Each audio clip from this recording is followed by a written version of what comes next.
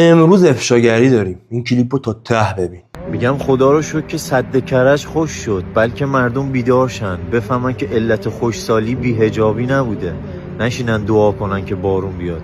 علت خوشسالی کشتن جوانایی بوده که با دست و پای بسته تو اون آب بودن و اون آبو به خورد مردم میدادن. چرا اینقدر دروغ میگی؟ مگه جسد توی آب بیفته باد نمیکنه بیاد بالا؟ باشه اینم به کنار. چرا هیچ عکسی از این جسدها وجود نداره؟ اینم به کنار. چرا هیچ خانواده‌ای از اینا وجود نداره؟ با مهسا امینی، امید سرلک شما کلی خانواده داشت، دایی، خاله، عمه. چرا این 74 نفر یک نفر نیست بگه آقا با خواهرزاده من بچه من تو صد کشته شده؟ چرا هیچ کی فقط تو رفیقات دارید میگید؟ چرا اینطوریه؟ جوابش اینجاست.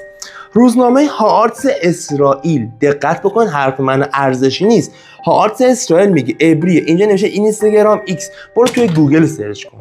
هر کسی به نفع رضا پهلوی و اسرائیل محتوا بسازه پول میگیره. واسه همینه تو میبینی آخر ویدیوشون میگن جاوید شاه باید به امید آزادی ایران جاوید شاه.